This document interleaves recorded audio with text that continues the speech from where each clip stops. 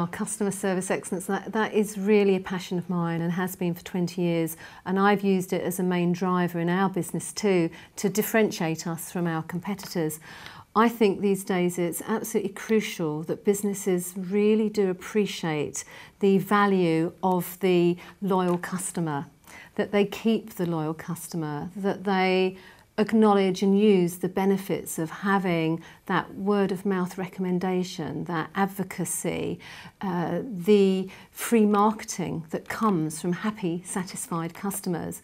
And I think another point where we're particularly bad is the ability to take a complainant and actually turn them into a champion for your product or service.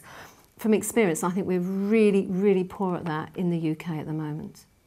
I think for me it's often around the rhetoric, because many businesses, all shapes and sizes, you know, the rhetoric goes something like this: we put our customers first, just like managers tell me they put their staff first.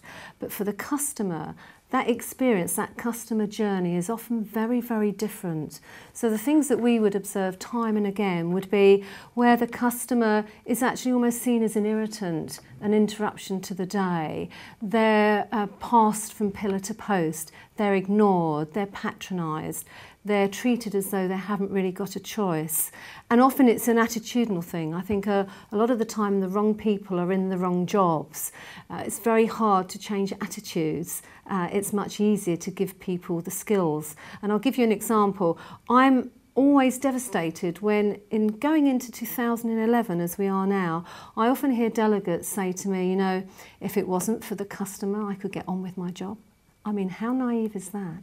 We work, I mean, over the 20 years, we've worked with just about every profession, from banker to baker to bicycle maker, really.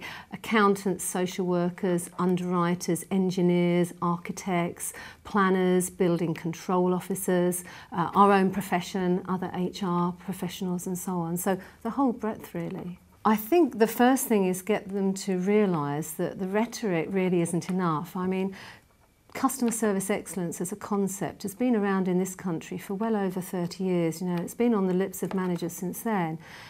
I personally think that that's exactly where it stayed. I think most organisations in this country haven't got it right. So what we do is we go in and we work with the client to find out why that is the case. And that means starting with the managers, with the processors, as well as the staff who are on the front line dealing with the customers day to day, face to face and over the phone. And we will ask them really challenging questions like, are you appointing the right people in the first place?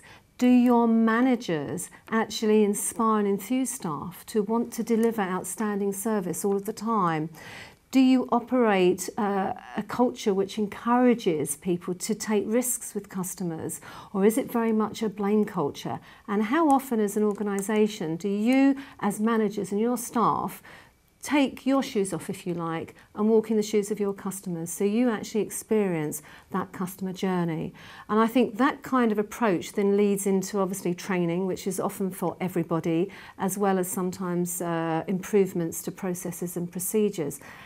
And that has a huge impact on the business. It totally changes the dynamic and the culture of that business environment. It changes priorities, it changes managers' attitudes.